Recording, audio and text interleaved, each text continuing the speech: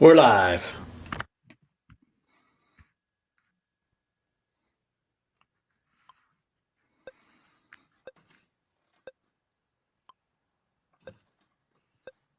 No, don't forget the random share giveaway winner. You bring it into me sometime around the Vinco commercial, like you normally do. Okay? Yeah. No, it's for a Vinco apron this week. It doesn't matter because it's there's no questions, right? It's not a trivia contest, just a random share giveaway. Yeah.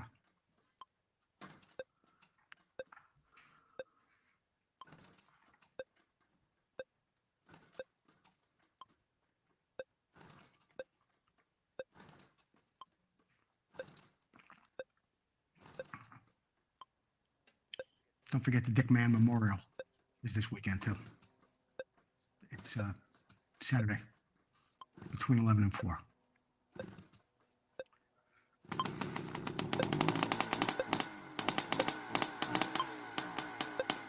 I gotta go.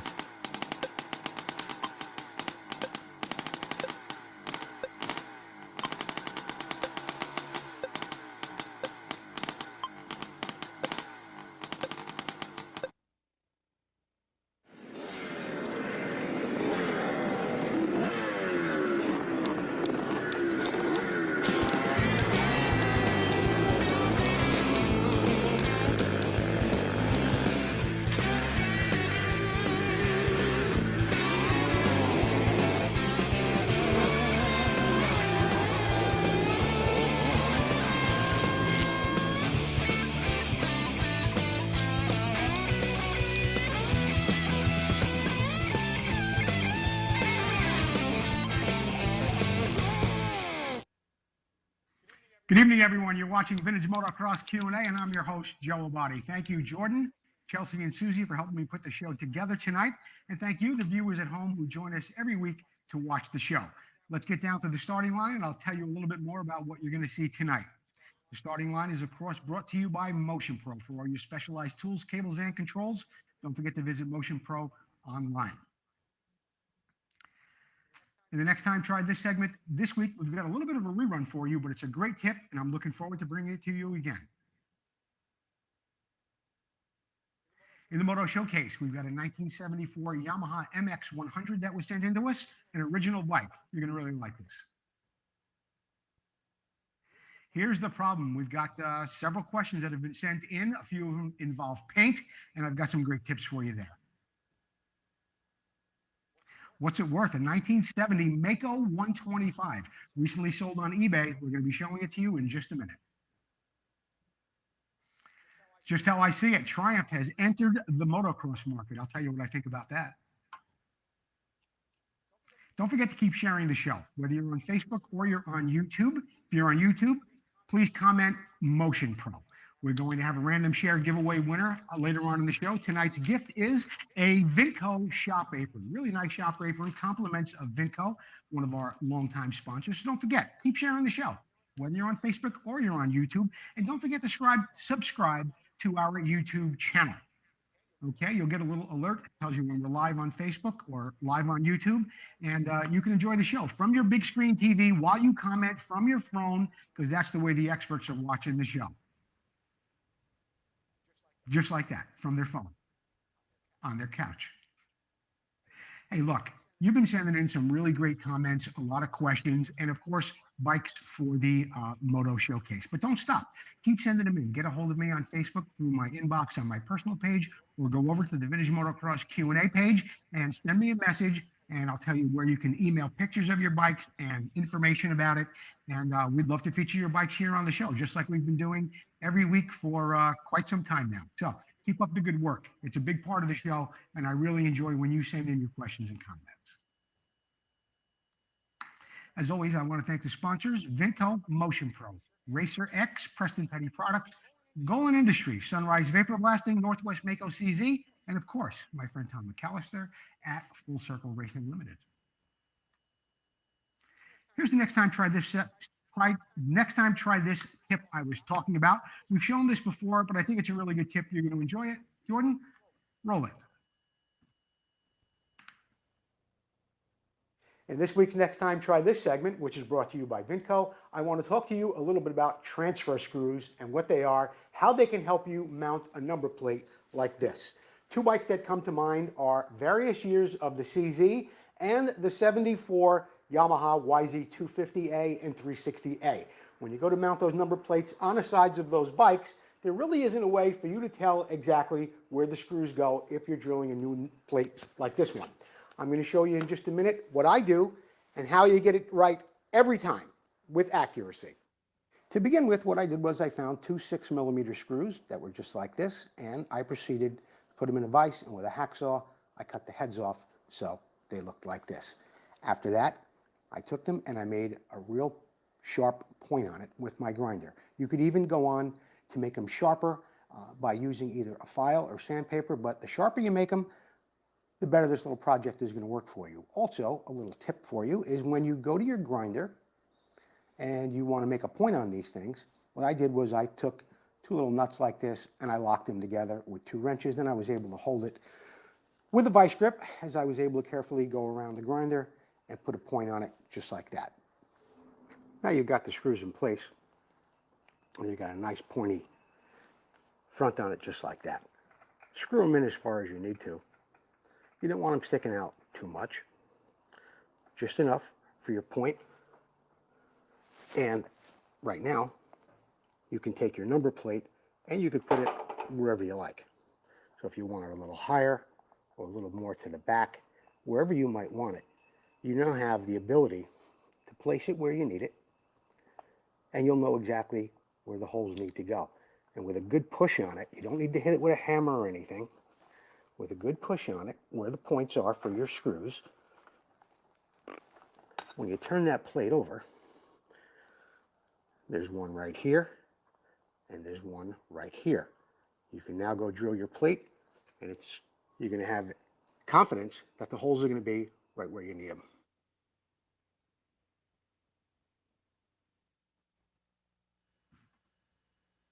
I hope you enjoyed that tip, and I was wearing the Vinco apron that we're going to be giving away tonight. Vinco got a great special going on this week for a Hodaka Wombat 72 and 73 and Combat Wombat and Super Combat 74. They got a connecting rod kit, and they're doing a really great job with putting out parts for these bikes. Just $169.95.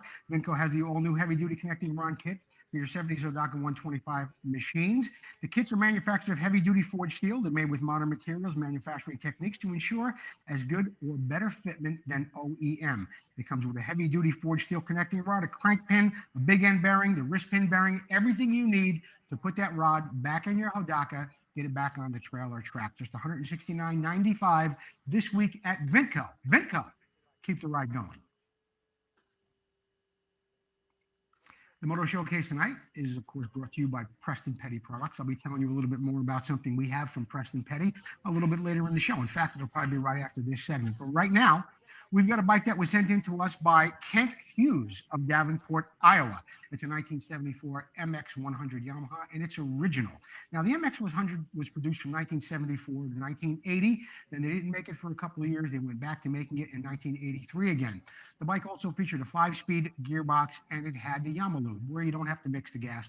It had the oil injection. Now, this bike that Kent sent to us is kind of special because it hung at a Yamaha dealership as a display bike for many years, and the dealership eventually closed. The story goes was that somebody bought the bike, and just after a short time, the engine had locked up. They took it into the dealer, and they wanted it repaired. The dealer gave them a price. They traded it in, and the dealer kept the bike there on display for many, many years. Ken went and bought the bike along with two other bikes that were there. He split the case. He replaced the bearing. Everything came apart really nicely. It was all just like new inside. Once he put it all back together, it ran absolutely perfectly, and he still enjoys the bike today. The only things that are not original on this bike are the front number plate and the tires and the crank bearing. Boy, I hope you save those tires, Kent, because down the road, if you want to restore that bike, that's a real nice item to have. But anyway, that's the story from Kent Hughes in Davenport, Iowa. Kent, if you get me your address, I'll send you a nice little gift compliment of one of our sponsors. I'm not sure which one. Could be Preston Petty, could be Vinco, somebody. We're going to get you a nice gift. But Kent Hughes, thank you so much for sending in that bike to us here at Vintage Motocross Q&A. And as I told you, Preston Petty, a wonderful sponsor of ours for many, many months now. They got a nice little special going on this week. 3 number plates for just $11.95. And also the GP grips. These GP grips have been around a long time. Preston was making them way back in the 70s. Paul has reproduced them now, and they're just $19.95. So get over to PrestonPettyProducts.com and check out those grips and number plates. Not real expensive, and it'll jazz up your bike pretty quickly. Thanks, Paul Standard. Here's the problem segment tonight is sponsored by Motion Pro.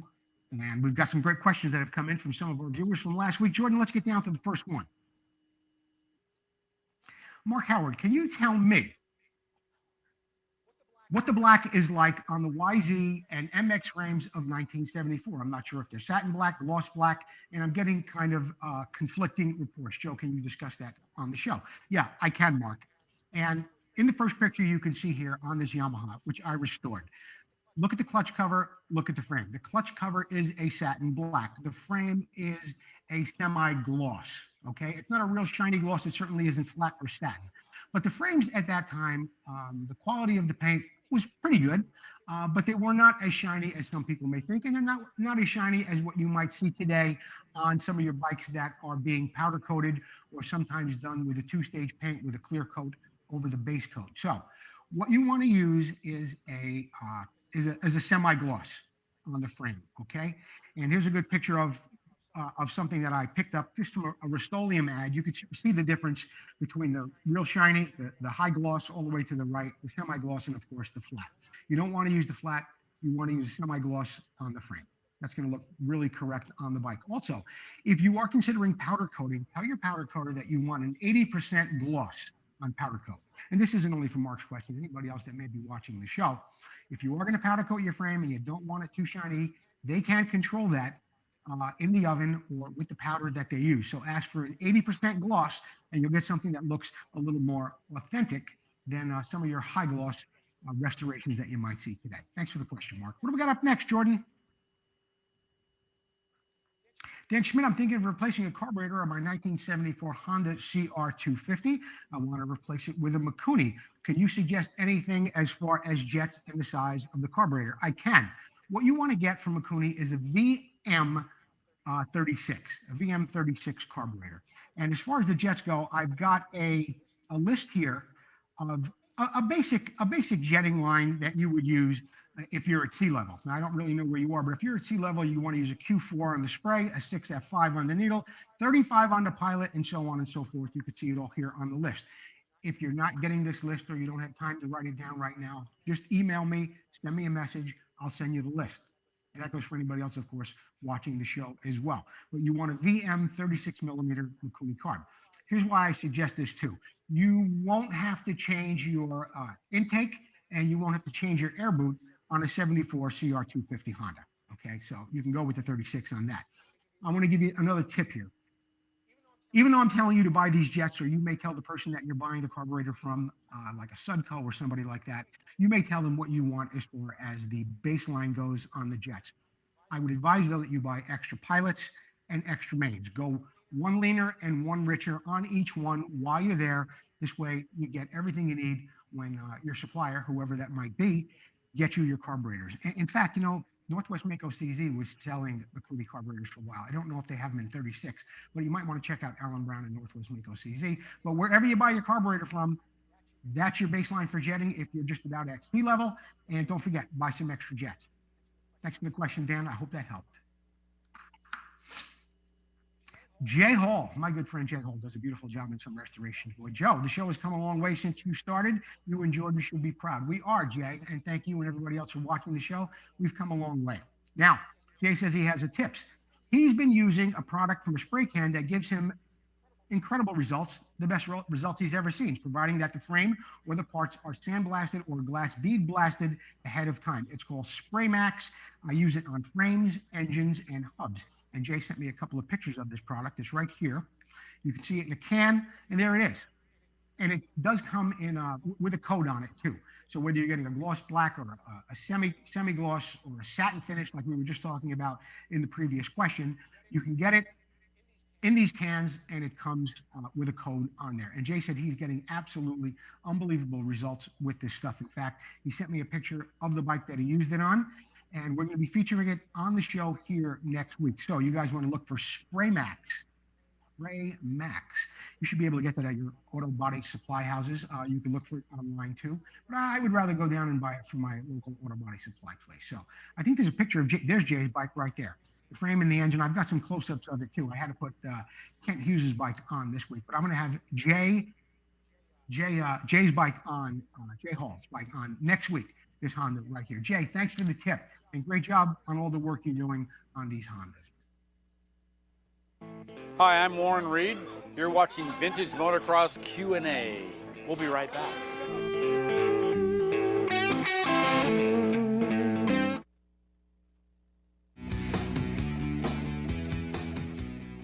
Hi, Jeff here, introducing you to Motion Pro's magnetic pickup tool today.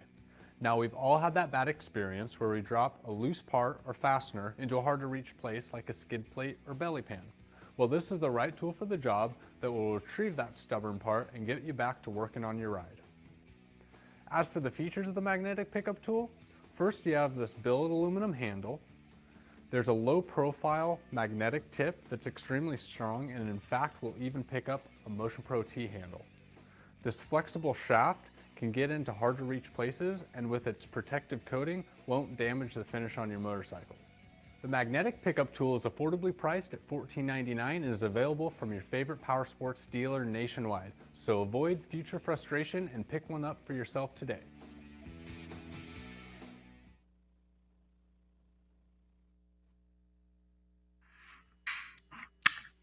In the What's It Worth segment tonight, which is sponsored by Full Circle Racing Limited. I'll be telling you more about this special like I do every week, but don't forget Tom McAllister and Full Circle Racing for your spokes and rims. But right now, we want to know what it's worth, and we're taking a look at what the seller says was a 1971 Mako 125. It recently sold on eBay. In fact, it sold on April 25th of this year. It was in Southern California. I will read to you what the seller says about the bike, and this is the segment of the show where you get to guess how much you think this bike sold for. Pretty rare piece, Mako 125. Let's see what the seller says. The bike does have spark. It has been checked. It's got good compression as well. It's got the original Rodelli rims. They're not perfect, but neither is the rest of the bike. The pipe is in overall great shape. Someone welded a guard on it. It is visible in our photos. This is a narrow frame Mako, not the wide frame. I am not 100% of the year, as I couldn't find the frame number in the guide for the 125s. The forks are not bad. They do have a couple of little rust spots on them. Please note that there is no rear brake arm or rear brake anchor on this bike. All the fiberglass is in great shape. It's not cracked or damaged. It does retain the original Bing carburetor. The seller also says, and he's really correct in saying this, these go for well over $10,000 restored. Here's your chance to own one. So it sold. It was in Southern California, a really rare 125 Mako. How much did it go for? $2,500? $2,800? Over $4,000? You would think. This bike sold for $3,750, and I thought that was a pretty fair deal for the buyer and the seller. It does require some parts, as you can see. The brake anchor, I don't think the shocks are correct. The bars will have to be changed, but there's a lot on the bone, as they say, left on this bike between the fenders and the original condition of it. Overall, I think it was worth $3,750 for somebody looking to restore a 125 Mako. Thought it was a good deal all the way around. Full Circle Racing Limited still got a great special going on. I know a lot of people have been using it. Okay, it's got the powder coating of your hubs. Tom McAllister will clean them, disassemble them, blast them, mask them, and powder coat them.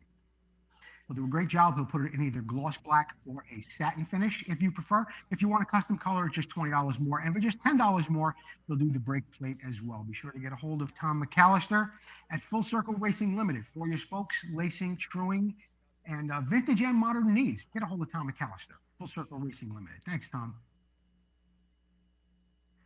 Oh, the Vintage Motocross Buyers and Sellers Price Guide page. Boy, that page keeps me hopping. There's something going on there every day. Over 16,000 members. I started that page over 6 years ago. So if you got a bike that you want to sell or buy, you want to know what the value of it might be, go over to the Vintage Motocross Buyers and Sellers Price Guide page. Post a few pictures and the price of the bike if you're looking to buy it. If you're looking to sell it, you're only there to find out what the bike is worth, okay? It's not a page where people buy and sell. It's not a page to identify parts. All you get is some genuine, really good information from guys that buy and sell bikes on the value of your bike that you're looking to buy or sell. So get over there, join us today. Have you ever heard of, this segment is sponsored by Sunrise Vapor Blasting, and this week, I'm sure you have heard of this bike, but I just think it has an interesting history, and maybe you don't know everything about it. So have you ever heard of a Rokon? Yeah, you probably have. But the Rokon was made in America. It was made in Rochester, New Hampshire. It was manufactured as a two-wheel drive off-road motorcycle at first, when it first came out, and it was known as a trail breaker. Robert Corpy was also the owner of Rokon International from 1976 to 1990. In 1974, Rokon came out with a bike called the 340 RT. It was an automatic motorcycle, of course, and it used a Salisbury engine, much like a snowmobile engine. It was a rear-wheel drive bike only, but it did come with disc brakes. Another unusual feature of the Rokon was that it had a pull start. The engine sounded unusual, much like a snowmobile, as I said, and because it wasn't automatic, the engine seemed to rev at its limit all the time, and when you let off the throttle just a little bit, the torque converter would squeeze, or it would open up for the bike to go faster, and the engine pretty much always sounded like it was at the same speed, and it was going just about as fast as it could. One of the drawbacks of this situation was when you went through a stream or it got wet, that belt would slip a little bit on that torque converter, but it would clear up right away. Some other things that would happen, and reported on tests, were that if you were in the sand or in the dirt, that grit would get in there and it wouldn't go away so quickly, but eventually that too did pass. Prototypes of this bike were raced in 1971 to 1973. It was called the TCR, the Tom Clark replica. In the 48th annual International 6-Day Enduro, 4 riders earned 3 bronze medals with this bike and 1 a silver. Cycle Guide test riders reported that the bike was superior for uphill and really great on hard surfaces, but poor on the loose surfaces and the descending hills. A really, really interesting bike. I know there are a few guys out there who are enthusiasts of the Rokon. Eventually, they did come with a mag wheel like that. Some of you might remember Don Kadowski riding one for a while in some of the Trans Ams and a few other local races. But Rokon, from way back, and they still make these bikes, by the way. Not this particular model, but Rokon still does make kind of a trail breaker off-road bike. A lot of hunters and fishermen like them. You saw it here on Vintage Motocross Q&A, the Rokon. Sunrise Vapor Blasting. Can I say enough about Mark Farriester and the job he does at Sunrise Vapor Blasting? I've been telling you for a couple of months now. And no matter what you have, it could be a motorcycle part, cars, boats, planes. Maybe you have a real intricate piece of metal, some type of art that you don't want to damage and you want to ensure that it gets as clean as possible. You want to get it over to Mark Farriester at Sunrise Vapor Blasting in Modesto, California. He'll put it in that tank of his. It'll come out just like brand new. In fact, I think it'll come out better than new. And the service, second to none. I sent him a box last week with about 20 different parts in it, from sprockets to carburetors to petcocks. He got it on a Wednesday, cleaned it up on a Thursday. I had it back on a Friday. Now, Mark is very close to me. That's why the shipping was very, very quick. But the day he got it, he called me up, said he's putting it in. I'll have it back shortly. So thank you, Mark Farriester, doing a great job. There's a couple of car bodies that Mark did for me. And as I said, I've got some sprockets, I've got some petcocks, and a bunch of other stuff too. Get a hold of Mark Farriester at Sunrise Vapor Blasting. Like the old saying says, been there, got the t-shirt. We're going to take a commercial break. Don't forget to keep sharing the show. When we get back, we're going to have tonight's random share giveaway winner, who will get a Vintco shop apron. Stick around. We'll be right back. Classic and vintage dirt bikes are more than a hobby. It's not just about the ride. It's about the work that goes in. The work that keeps you connected to the ride. It's about bringing the bike back to life and doing it with your own hands. It's about the adrenaline and adventure. And when it comes to putting all the pieces together, only Vinco knows the bikes and parts the way you do. Vinco, keep the ride going.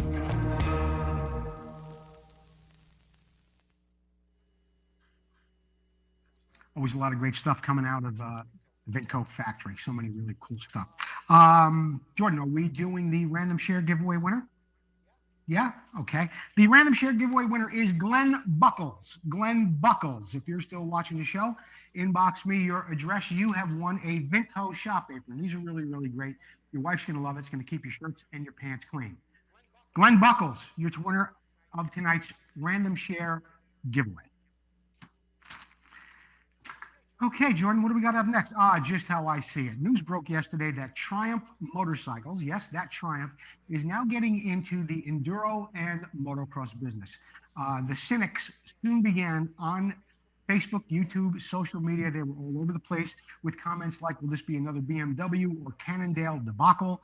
What about the Lucas Electronics system? What about oil leaks? And it went on and on and on. Now, Triumph has hired two really great ambassadors to the sport. One in motocross, of course, Ricky Carmichael, arguably the greatest of all time with 12 championship wins in Supercross and in motocross. The other one is Ivan Cervantes, a 5-time world enduro champion. So I think both of these guys are great ambassadors to the sport, and I think they're going to usher in this new era of Triumph in the motocross and the enduro field really, really well. Now, for the guys that are making comments about the oil leaking and the electric, yeah, it's all fun and it's all games now, but why don't you really embrace this thing from Triumph and really get behind Carmichael and Cervantes on this deal, and I'll tell you why.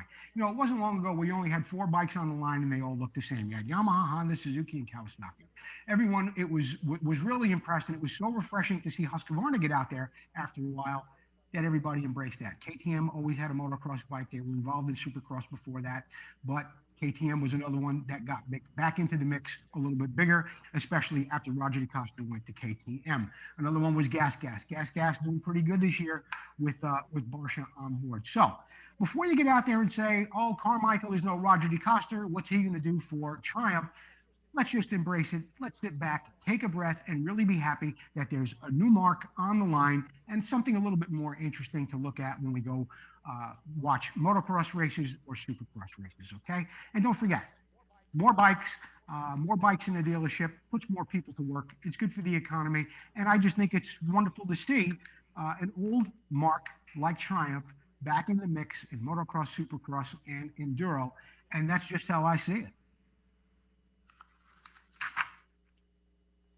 This week in motocross history is brought to you by Racer X, one of the finest motocross publications on your newsstand now, also available online.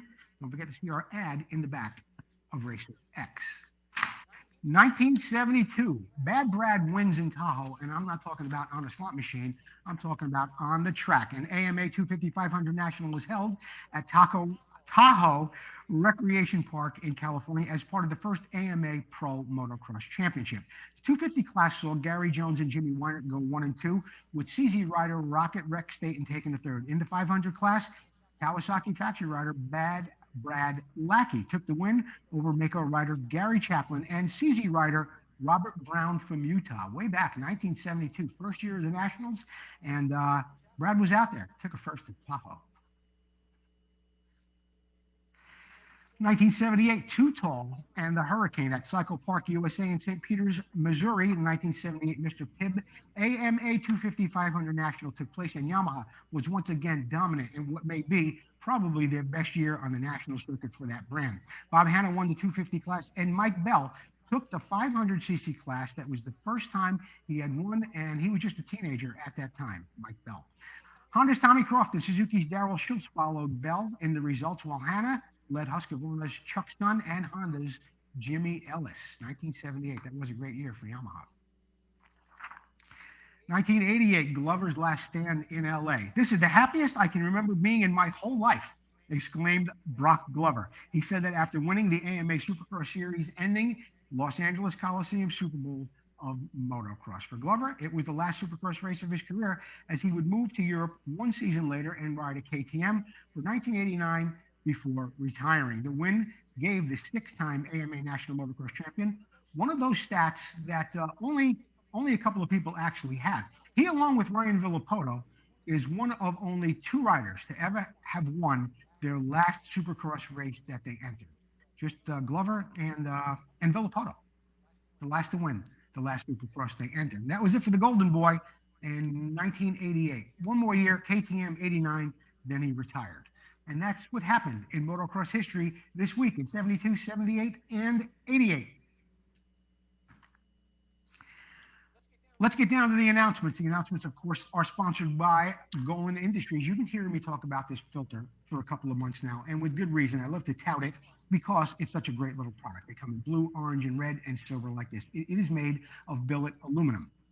This is the last filter you're ever going to buy. It costs a couple of bucks more because it actually saves you a whole lot more in the long run. It can be cleaned indefinitely on the trail or in your shop. It unscrews. Inside there is a filter that will cut down to 10 microns of debris that is in your fuel. You can't even see that with your naked eye. So get over to Golan Industries, get one of these filters. They make them for all your bikes, whether it's on-road, off-road, minis, enduros, supercross, motocross, you name it. They make one for every bike there is. And right now, it's such a hot product, too. A lot of guys are starting to distribute these things. So if you're a salesman or you're on the road or if you have a shop, go over and contact golanpro@yahoo.com. golanpro@yahoo.com. Get a hold of Elon Golan. Tell him you saw it here on the show and that you want to become a distributor for this fuel filter from Golan Industries. Vintage Motocross Q&A. Last week, I had Todd Huffman on my show. We talked a bit about, on a special show, it was on Thursday night. We talked about the re-release of the On Any Sunday movie, how you could be a movie captain and have the show viewed in a theater right where you live.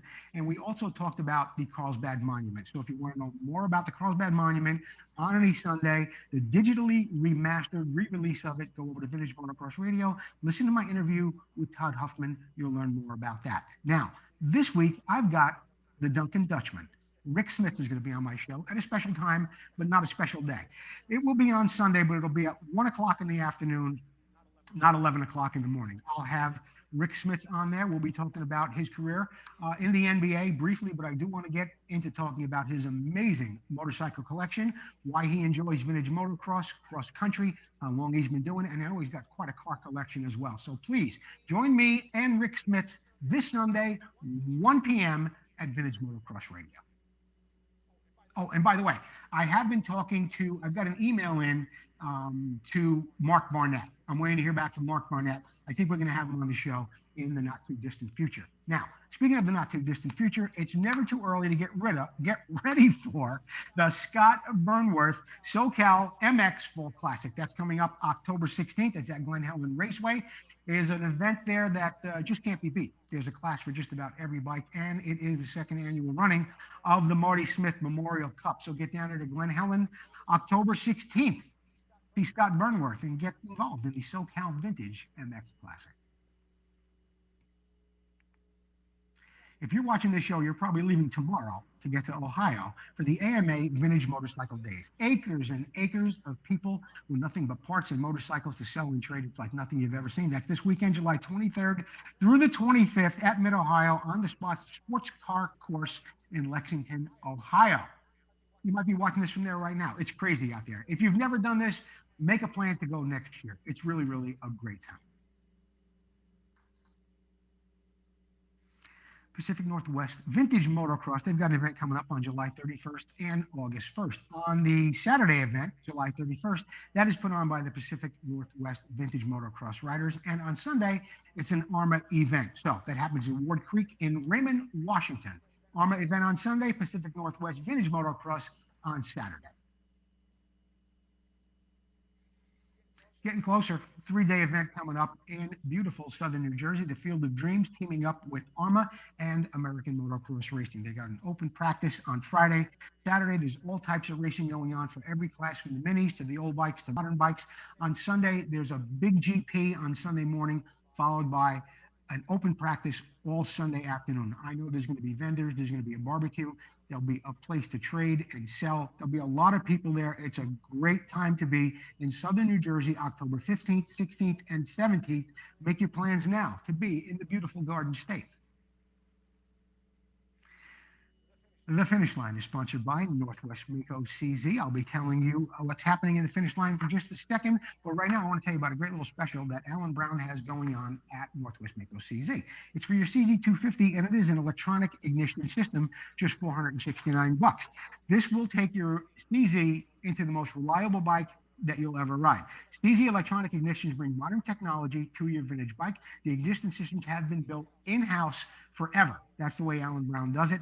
They've been designed to improve maximum performance and reliability to your CZ. Now, the other good thing is if you have bought one of these and you need a new part, Allen Brown sells all these parts separately as well. So get over to Northwest Mako CZ, get an electronic ignition system like this for your $250, just $469. Made in America, and Allen Brown's the guy that's making it. Vintage Motocross Q&A t-shirts and hoodies are still available in both gray and white. They've got the logo across the front, my autograph across the back. And the hoodie is just a little bit more expensive than the t-shirt. Just follow the link in the show description. It'll take you right over there. You can order a shirt or a hoodie, and it will be delivered directly to your door. Sponsorship opportunities are still available. All the sponsors that we had, they've been with us, and they're sticking with us because they're seeing results. Get a hold of me. We're reaching over 20,000 people a week. In fact, last week, I think we hit like 26,000 people. People are really enjoying the show. They're sharing it on Facebook. We've got a lot of hits on YouTube as well. So if you've got a product out there like Golden Product has, a little something special, or something that doesn't necessarily involve a product. Maybe you've got something going on like Sunrise Vapor Blasting. You've got a service. If you've got a service, if you've got a little product that you want to reach 20,000 people a week with, get a hold of me. I'll put a budget together for you. Guaranteed it's going to work for you. And you'll reach all those people and your business will grow. You'll buy a boat and a mansion, and you and your wife will live happily ever after. That's it for this week. And this episode of Vintage Motocross Q&A. I want to thank everybody for watching. And don't forget to join me on Sunday at a special time, 1 o'clock, Vintage Motocross Radio. My special guest will be Rick Smits. Thanks for watching the show. Have a good evening. I don't know if he's available. It's hot today. He doesn't want to be outside. And he's got his partner in crime, Rocco, with him now. I don't know. Gino! Gino! Come on, Gino! Come on, boy, where are you? Gino! No. I've lost it. I failed as a peddler. I've got 2 dogs. I've got to get them. You know, I got to get a 3rd dog. I got to get a service dog. Get him before I hit the kennel. Pick him up, honey. Come here, Gene. Come here, Rocco.